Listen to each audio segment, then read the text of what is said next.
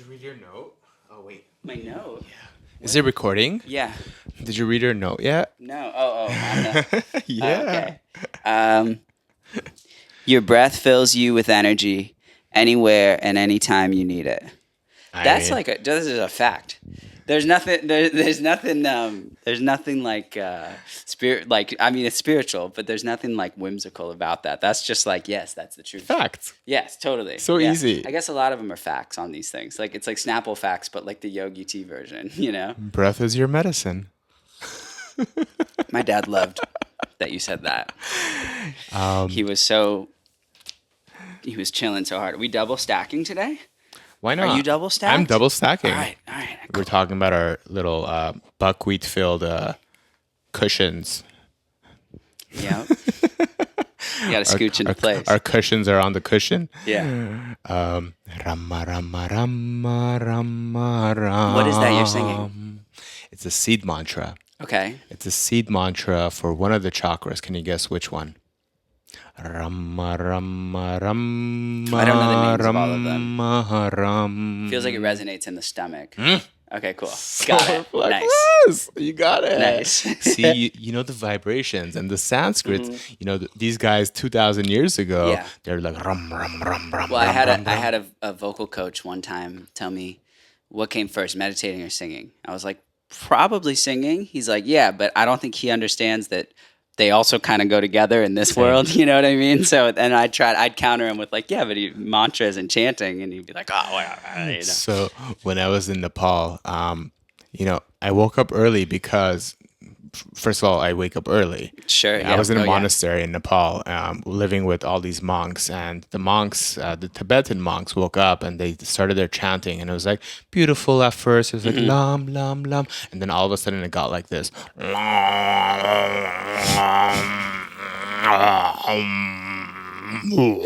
like, a cat is dying. I was like, what the fuck is that? Oh no. And then today, Yeah. I'm like going on this hike and I'm chanting, and on the way down, the whole chant just went like bad vibrations down. Oh no. But it was beautiful. It's not bad necessarily. Exactly. It's just Low right? Yeah. low vibration. My trainer has a theory that humans are just collections of very low energy, and our bodies are just kind of like this collected mass of just like low vibrational energy, and that's why we have to work so hard and channel so much to get buzzing on a higher frequency, because like we're just kind of weighted down by all the reality of the world. Yeah. And you have to just vibrate a little bit higher. He'd be a good guest. We should have Pablo on here. He's Absolutely. brilliant. But so you need both. Yeah. You need low and high vibrations. You can't just be on the high vibrations, vibing high all the time. Totally. This is why I have such a thing with that terminology, good vibes only. Fuck that. I'm sorry. If you have a t-shirt like that, throw it away. Friendly. If you have a t-shirt like that, throw it away now. Maybe we should call the podcast All vibrations. all vibrations. medium vibrations. Because look, all this beautiful music that you're producing, Yeah. it has all vibrations, yeah? Yeah, true. Yeah, or lack thereof this week. I haven't done much of that. I don't know about that. On the plane, you produced some sort of song. Then I was like, there we go. Yeah, autopilot. I was working on that. It's a good one. You know what's funny is like the internet, nothing's real on the internet. So I was just trying to make up a TikTok, and then I got home. I already had the song cut. When I got home, I looked at it in the bath. I don't like this at all. I just took it down. Yeah. No. Oh my God. Not the Instagram version, but the TikTok one was just grabby and weird. I didn't like it. The Instagram one I left up. Garrett, go put it back on. Did you archive it? It's archived. It's on Instagram still. Yes, you win. Okay, cool. TikTok is We're just gone. high-fiving here. I just don't think that I'm having this like identity crisis. You're ashamed about it. Yeah, between this like cosplay 2016 Garrett and then the like current more healed 2023 Existential Garrett. crisis. Yes. And it's not a big deal. It's just like it feels like there's the Gnash project is kind of at a weird point where I kind of just need to like let it be for a second, but that's really scary to let go of that. And I think that letting go process started with making the record Art of Letting Go, and then like now I'm in this interesting spot. I feel like it's like when is the right time to say goodbye? You know what I mean? Versus holding on to the thread of the thing or whatever. I have an answer. Please. And it's probably not the truth. Yeah, but it's fine. an answer. All right. Let go of letting go. Yeah, I know. Just do the thing. Look, we're just bumbling here, babbling. Bumbling, yeah. Who said that first? Andrew, Rose's dad. Andrew. Oh, I met him. Yeah. He is Hum the and bumble vibe. is his We thing. should have him as a fucking he'd be a guest. good I don't guest. know about that. He'd be a good guest. He'd be a good guest. Yeah, he called one time and he had all these chickens and he came up with a phrase for what they do with their noises. He calls it hum and bumble. He says, you should incorporate that into your music, Garrett. We've put in some hum and bumble into the music. And I was like, that's not a bad idea. It could be a whole new genre. Yeah, it was chickens. Yeah. So I was on Hawaii during the pandemic.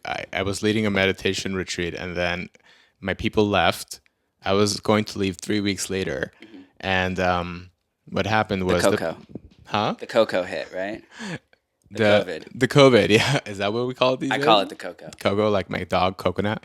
No, coconut's different. The cocoa was a dark time. So the dark time, which was light times for some of us, Yeah. there was the best of times and it was the worst of times. Yeah. Yet, here it is. I got stuck on the Big Island. Bunch of chicken. And I called the farm owner because he was stuck in New Zealand. I was like, Matt, I thought chickens were supposed to lay eggs. I'm hungry. I want to have some eggs. He's like, oh, are you feeding them? I'm like, no. Right, yeah. So quite literally, 2 weeks into me living on this farm, I go to the store where they have chicken feed. I buy this huge bag. It was heavy. And I start feeding them. 2 days later, guess what, Garrett? Eggs up. Nourished. Yep. Motherfuckers just needed nourishment. Yep. Yeah. It's amazing. And Eggs right from the chicken. It's still a little barbaric, but they're amazing. And then I just love them. Yeah. I was there like expecting them to feed me. And all I had to do is nourish them. Yeah, totally. What a savage I was. I think that's a big thing is like treating myself well and then trusting that the world around me will kind of flow with it.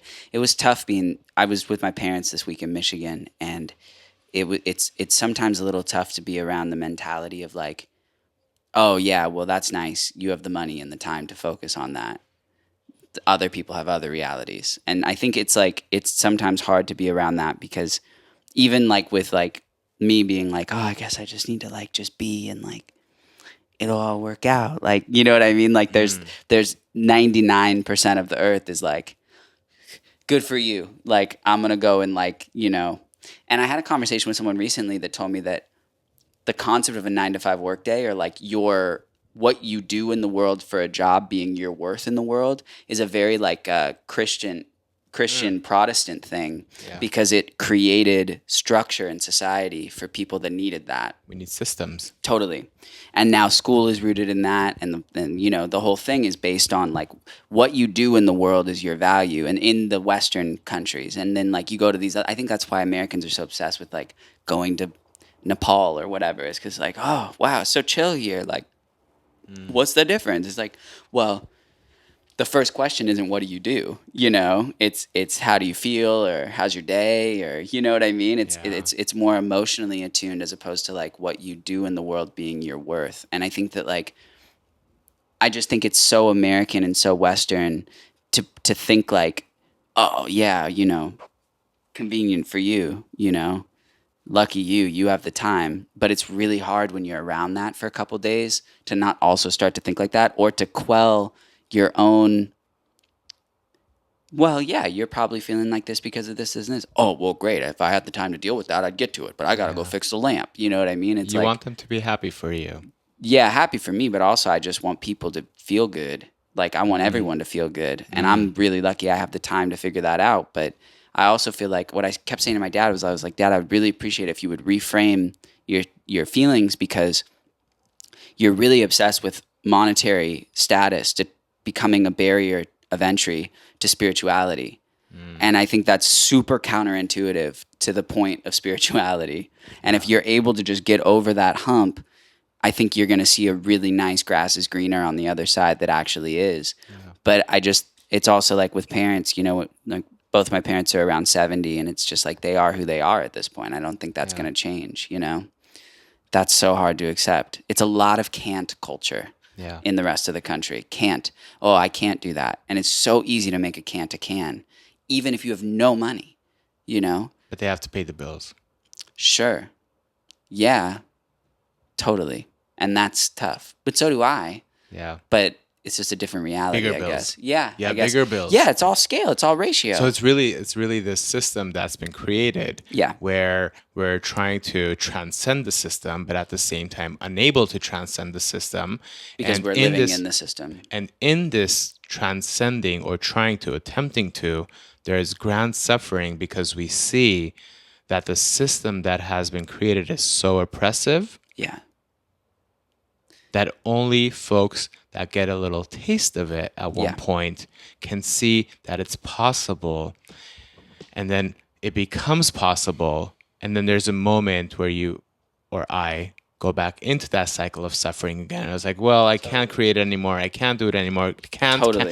You and I also say can't. And then we come together, like-minded kindred souls, and we're like, hey, let's do this thing. Let's fuck around and see what happens. I think like there's this, I was watching Winning Time, and John C. Reilly's character goes on this whole thing about how, and this is a thing a lot of people know, but like up until a certain year, at some point in the 1900s, it was determined impossible to break a 4-minute mile. And then one day, this dude woke up and was like, I'm going to take a shot at it, this English guy. And he did it in 3.98 or something, okay? Yeah. He wasn't a runner. He was a neuroscientist. And he knew it was all limitations created by the brain. It took, I think it was 64 days for someone to beat his time. But up until that moment in all of history, it was impossible until someone did it, and then the limitation got broken. Now I think people have broken 3 minutes or 2 minutes. It's like insane now. That's crazy. I started running 7 weeks ago. I'm doing this thing called Couch to 5K. And I saw you ran a 5K. I did. 5K sounds like so long. It's 3.13 to be exact miles. That sounds crazy to me. But I used to say, oh, I'm not a runner. My knees are going to hurt. I'm going to injure myself. All the excuses. And I've just been doing it progressively, small step at a time, one step at a time. That's a convenient part of running. 1 week at a time, 1 day at a time. Right. And I'm like, oh, shit. Actually, I'm at a 11:45 mile rate. That's my thing now. Fine. I'm not at a 4-minute mile yet, and I don't want it, I don't think. Maybe I do. Maybe I do. But actually today when I was hiking up to the mountain, to Griffith Park, I was like observing all these runners, and I was like, actually, I just really love walking slowly and singing. Yeah.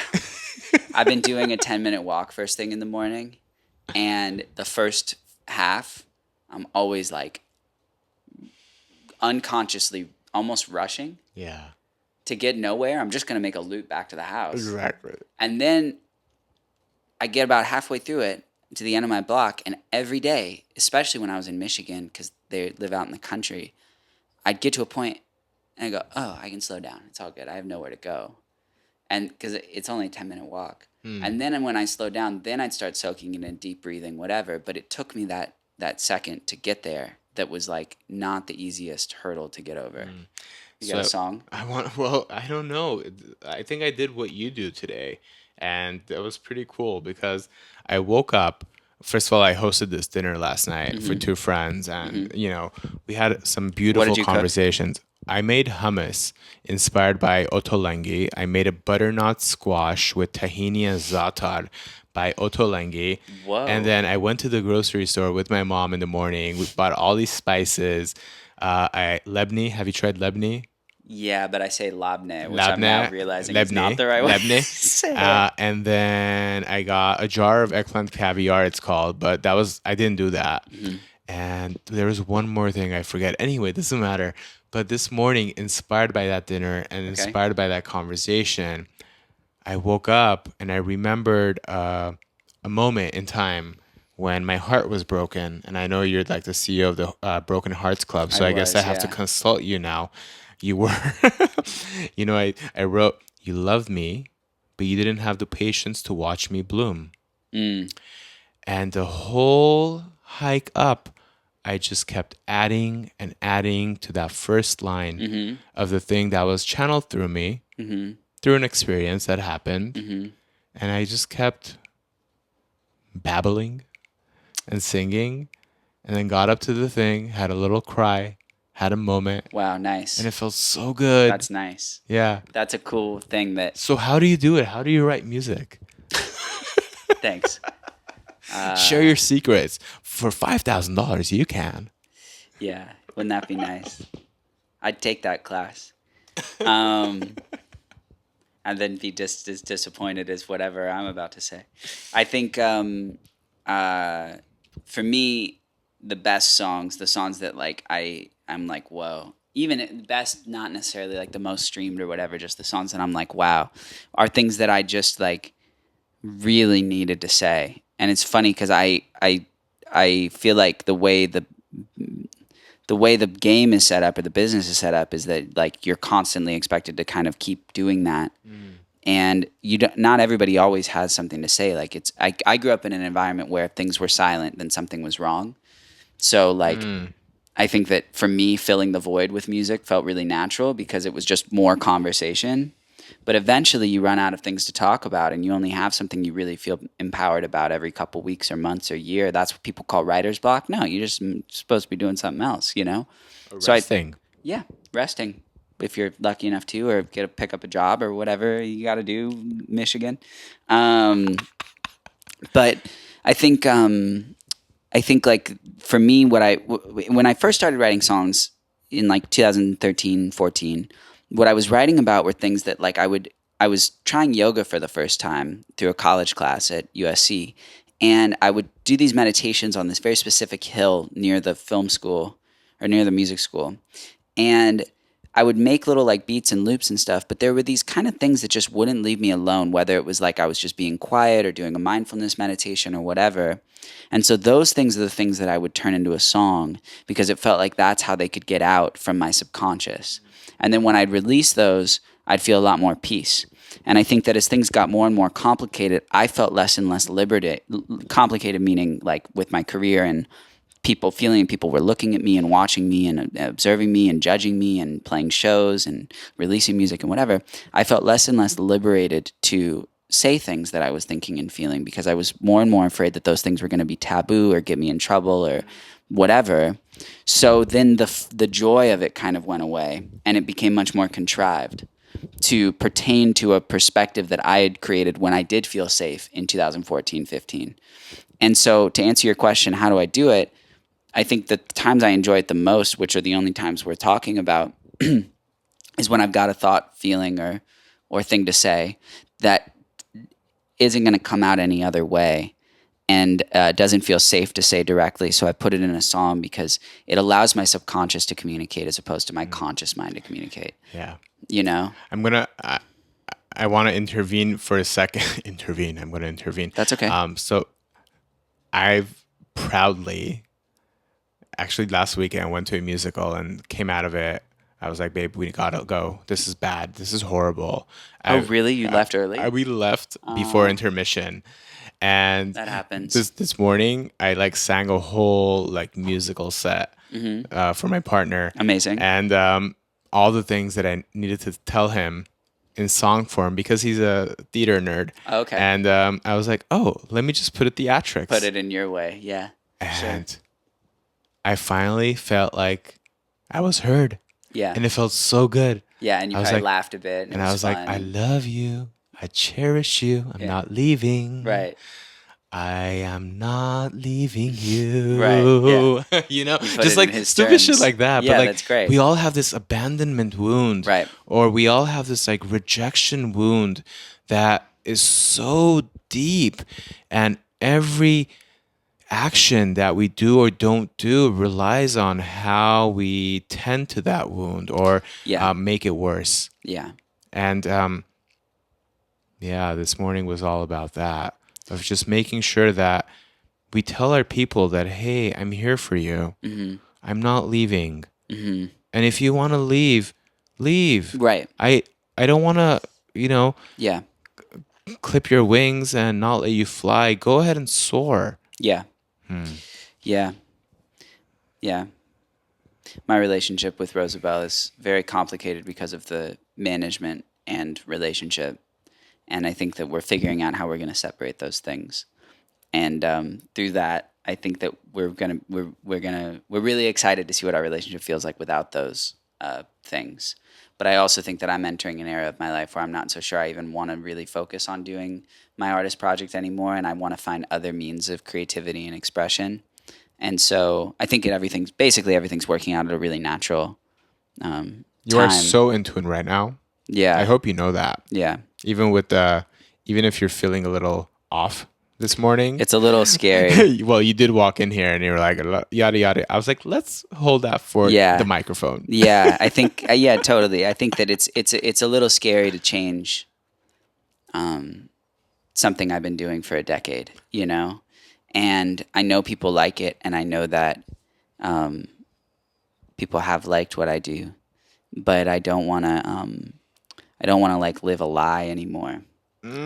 And this makes me happy, Garrett. Yeah, and so it's like I'm and the cool thing is my fans are so dope that like they'll be stoked that I am happy, because like I think that's really the dream of the whole thing, right? Is for this sad guy to then be happy, and it's not because of a person or a thing or whatever. It's because of all this work I've done and the therapy I've gone through and the conversations I've had and the people that I've met and these experiences I've had.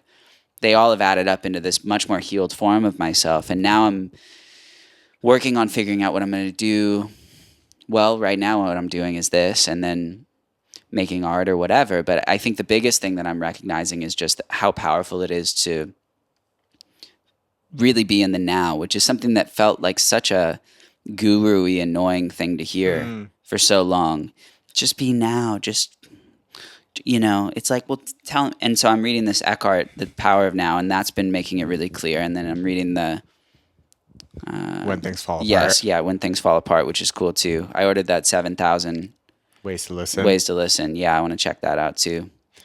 But yeah, I'm going through a lot of growth and change right now. And I think similarly, like finding ways to present things to people from your subconscious or your deeper mind or your heart, as opposed to like what you're... It took a good 25 minutes in this conversation with Rosabelle this morning to get to what we really meant. My whole life is me just going straight to the point because I want to get it in the record. I want to get it in the song. So I'm asking the cutting questions and I'm getting to the person, or I'm having the thing, you know. But not everyone is able to do that. At that pace. Totally. And not everyone is able to process truth the way you process truth. Totally. Yeah. And also a lot of my life, I don't have a lot to think about. So a lot of my life is processing truth. So when I come to the table to have a conversation, I already know exactly how I feel. I've thought it all out. I've played out every scenario. And I think that sometimes it takes people a second to do that. And when I come at them really hard like that in a conversation, they feel less safe to then do that. So it's all communication stuff for me. So ultimately, there's a part of your communication, perhaps, that feels unsafe for the receiving end. That's what I'm hearing. Yeah. Which may or may not shut them down, which then does not permit for dialogue. And like, let's see, we're currently, experiencing so much violence in the world because two parties could not sit down together and have a dialogue, conversation, and say, right. hey, this is what it is. These are all the sides of the truth, but I have power. And, it's like a whole power dynamic thing. And I think you're doing a beautiful job in going inwards and then outwards and then going inwards again. You're going with the flow. Do you feel like you are always in your body, or do you have times where you feel ahead or behind? I'm not always definitely in my body. Yeah. There are moments in time that I'm able to access the present and the now more easily. Yeah. And then those moments when I'm not, I've learned to surrender into them rather than try to fight my way towards now and truth and equanimity and peace and love and all those beautiful good vibe shit. Yeah. Because the bad vibes are necessary, the low vibrations are necessary in order to make sense of what is to come. It's a funny thought.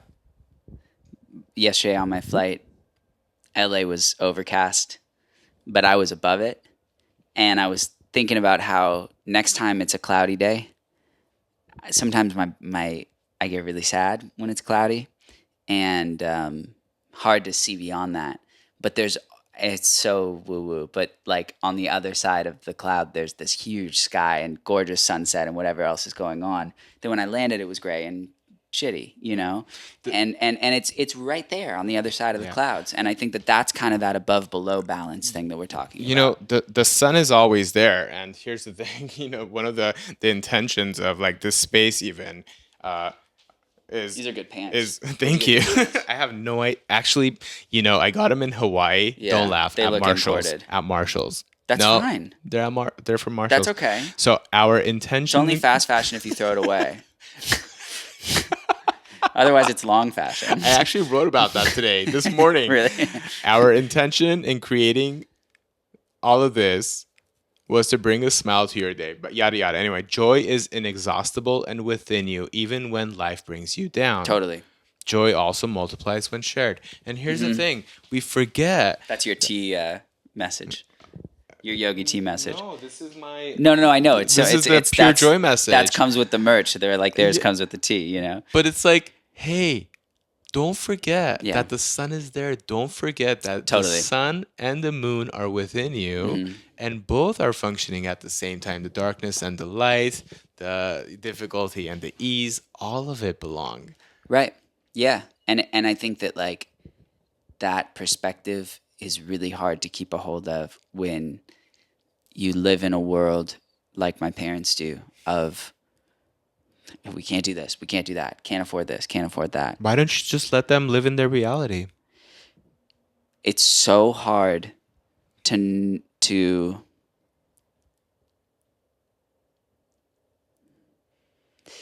Speechless. well, I don't want to phrase it in a way that I don't mean.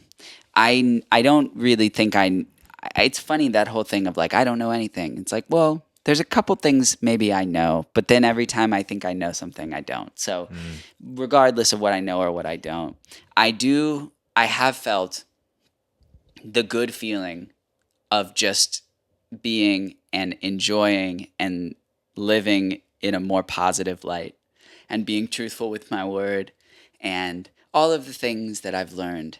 And when you're in an environment where people just are where I know those tools are there and the books are there and the conversations are there and the lectures are there and the things that I've sought out taking the time to learn are available to everybody.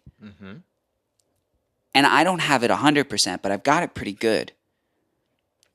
And then you go into an environment where people are just going almost out of their way. It's like when in school, it was like you had, in my opinion, like in a lot of ways, I would have to have tried to get an F in something, right? Like you have to really try, like really like not go and like really like not try. Like you could guess and get a C on a test. You know Okay. what I mean? And I think like my point is like, I don't really know what my point is, but I feel like the universe of it is that like to be in an environment where people are just not even like trying to see things with perspective, with like the peripheral or with the slightly more open-hearted or more honest or conversational or whatever, it's just really defeating and it feels very hopeless. And when you don't have any hope, you don't really have anything because that's the last thing you lose. So it's painful for you to watch that. Yeah. So it's about you. Yeah, totally. So it's about your suffering at the end of the day. I guess so. So yeah. you move away from their experience and you make it about you and your own suffering when all you can do is really take care of the beauty Right. that is within you, Yeah. the love and presence that is within you, and then you know what? Let them be. Yeah. And I guess it's like there's probably been many people through my life that have felt that way about me at different times and just said, well, I'm just gonna go live my version of life, you know? And I get that. And I'm here now. But these are people you love and you want them to be better, yeah? Totally. And that's why you're like, fuck, stop suffering. Hey, Well, that's why I'm trying to looking help. at this guy like wince every time he stands up or sits down. And I'm like, okay, well then try some somatic yoga, you know? And he did. But then after, here's what was interesting. After my mom said, how do you feel? He goes, or she said, you feel good? He goes, no. Like a joke. Yeah. No one laughed. Yeah. I said, Dad. Because he's used to it. Because it's habitual. I am- Pain, Yeah. pain and suffering, Garrett. But then I said, Dad, you should really like try to be more truthful with your word and feel good about feeling good because otherwise you're never going to feel good. So I said, so Dad, how do you feel? He said, all right, well, I feel probably the best I've ever felt in my life. But guess It's what? like, Here's the thing, Garrett, though. If your whole life you've been coddled for your pain, for your suffering, right. for your victimhood, Yeah. then there is a part of you who doesn't want to let go of that because you're going to let go, or the illusion of letting go of those who love you to Right. continue to love you. Yeah. Totally. Yeah, because then if no one loves me, if they're not caring for me or they're not paying attention to me. And what happens Yeah. when no one loves me? I am nothing. Right. And if I'm nothing, then what's the point? And what's the point of being here? Right. So wait, never mind, it hurts. Come love me. Right. Please love me. Please hear Right. me. Please see me. Right. Please love me. Please love me. It's the inner child. Yeah. It's the inner child screaming so loud for Yeah. love. And all he really needs is not a lecture, Right. but he just needs your presence and love. Well, and I know that's the truth. But after 4 days of 2 meditations a day to rebuild my like aura of like, this is my life. And yeah, exactly. Like Still not there. this is my little bubble, and this is my little life, and this is my little thing. And please don't try to interrupt this. You know, after day 4, you start to go, Jesus. Like, I don't think Buddha said this, but someone said this. They said, if you think you're enlightened, go spend a week with your family. Yeah, I think it's Ram Dass. Hopefully, Ram Dass, yeah. probably. Yeah. Anyway, channeled through some sort of Right. wisdom. Yeah. But and this is probably for another episode, but like this whole concept of enlightenment is such a joke to think that we can stay in a state of complete bliss and nirvana when we are living in a world with so much distraction, so Oh my fast God. paced, where the fast food is I know. disgusting. But do you think living in a city makes that almost impossible? Do you know any truly peaceful people that live in LA? Peaceful to the degree of people that live in Me. Hawaii or yeah, sure. I live peacefully. Yeah, sure, that's true. No, that's not true. Have you seen the chaos that is me? Yeah, I sure. express it. I express the chaos You when do. the chaos is there. Yeah. I live truthfully. So that to me is then a peaceful way of living. Totally. To be like, hey, actually today I'm fucking feeling so chaotic. Right. Right. And I'm okay with that. Yeah, you like the very realistic guru type. I get that.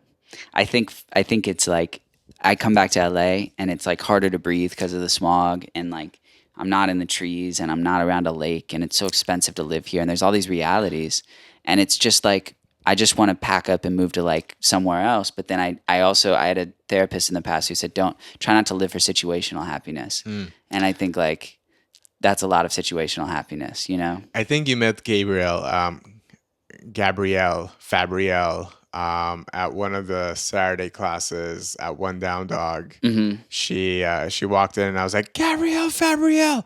Anyway, I walk into Akbar a few weeks ago and she stands up on her feet, raises her arms up in the air. She had just finished this huge project. She was having a little moment with a friend and I was like, Gabrielle Fabrielle, I knew I had to see you today. This is why we're here. And she screams so loud. She says, my guru. I was like, hush, don't call me that. Don't call me that. I am not your guru. Right. And here's the thing. In Sanskrit, guru means remover of darkness. Oh, that's cool. Yeah, that's what it means. Remover of darkness. So then I was like, why do I have such a hard time with that label? Right. Well, pop culture has definitely put a weird guise on what a guru is. Because with the cult ultimately, culture and all that yeah, shit. like I don't want to be associated to a Yeah. cult culture or this like know-it-all teacher. Right. Sure. I think the guru is in me. Yes. I think that the remover of darkness is on me at the end of the day. Because I just from experience now, I've seen hypnotherapists, CBT therapy. I come here, I read books, I go to classes, I meditate twice a day. Like I eat well, I exercise, I have a trainer. You know what I mean? Like I've done all the things that everybody says. I've tried it all. I tried the Huberman thing. I tried Hard 75 and all this stuff. The end of the day, unless I'm removing the darkness from me with all of this additional help, it doesn't leave. It just stays. And I've gone through years of like the same anxiety, the same fear, the same feeling. And then I have the realization, or I think of something, or I reframe it, or whatever. Or someone says this thing, or whatever. But at the end of the day, it's on me to make that decision to remove that Yeah. darkness. And I think that we all have the guru individually in each of us to make that difference. But Exactly. it takes a lot of clarity to see that. And people spend a lot of money and run around. I mean, I have spent a lot of money and So run around in much. circles trying to. Stop paying me. No, I like coming here. I like Stop coming paying here. me. But I tell my clients, I'm like, stop paying me. Go Yeah, live well, your life. then what are you gonna do? But Yeah. exactly, what the fuck am I going to Yeah. do? Chill in Hawaii, make podcasts, write music. Well, it'd be a good you know, deal. It'd be a good deal What if if you I just- start writing music? Well, you could sell paintings, write music, release music, and then the work could be free. But then I think that like there's this thing in Japan. I don't know all the stages of it, but essentially the idea is like what you do in the world should be the thing that brings the greatest value to the world. And I think that like for you right now, it's this work. For me, it's been music. I don't know what that is anymore. And I think that's that kind of directionlessness that I'm feeling. I don't know what the thing is that brings the value to the world. And quite frankly, I'm very honored and grateful and looking forward to holding your hand and walking through the door with you. And then when you know what's happening, to let you just go do your fucking thing. And that's why we're here. Yeah. And that's why spiritual friends exist, to walk each other Yeah. home. That's what Ram Dass said. Yeah, I have I'm that not on a saying painting that. in my studio. And all we're doing is helping each other move through these liminal spaces of darkness Yeah. back into light. And then once they're in the light, okay, Yeah. do you still want to hang out? Cool. Now let's have dinner. Yeah, totally. Do you still want to hang out? Cool. Let's take our dogs to the Totally. social club, you know, Yeah, and I think- whatever. I think it's like, there's a social club in what is it? Santa Monica. Santa Monica. Yeah, we're I members. heard you guys are members It's now. amazing. Coconut needs to go to that club. You bring them. Yeah, Fucking it's lit. coconut. They have a small dog side. They have there's a Halloween party on Saturday for Stop it. But they do like they have a matcha bar and they bring you chicken salad and then the dogs all play. It's like Soho House for dogs. It's called Dog People. Garrett. It's Nash. amazing. Well, it's you know why I like it because love we had to it. submit her vet records, and there's always an asshole parent. It's not the dogs, it's the people that bring their dogs that are dicks. And so it's nice to know that they've all had a There's temperament an test. anti-vaxxer. Well, there may be, but you're outside, so that's okay. You never know. People look at. I've had to. If one thing COVID did to me was make me accept everyone, because I go to. That's another thing Michigan puts in perspective. My dad's all bent out about a Trump bumper sticker or whatever, and it's like, dude, like, they're just people. Like, okay, so he's all They just want love. totally. They get all bent about this stuff, right? We're at the Lowe's at 9 a.m. because my dad needs help getting these salt bags for his desalinization tank because he has well water. So I'm loading 5 bags into the cart, and this old man comes up, and he says, "You work here?" I was like, "No." So, "Oh, you think you could help me put 2 of those in my cart?" "Sure." Not really what I want to do, but like, I'll be of service. Sure. That's, I guess, in that moment, how I could be the best service to the world. So put the 2 bags in his cart. He's hard of hearing. And he had a big truck parked right up front. "You like that truck?" Didn't hear me. Went outside. Got 2 huge Trump bumper stickers on the back of it, right? Thank God my dad didn't see that because it would have been the only conversation for the entire drive home. But I'm thinking he needed help just like my dad needed help. They're the same. They have the same issue. This whole neighborhood's like a retirement community. They have the same issue, right?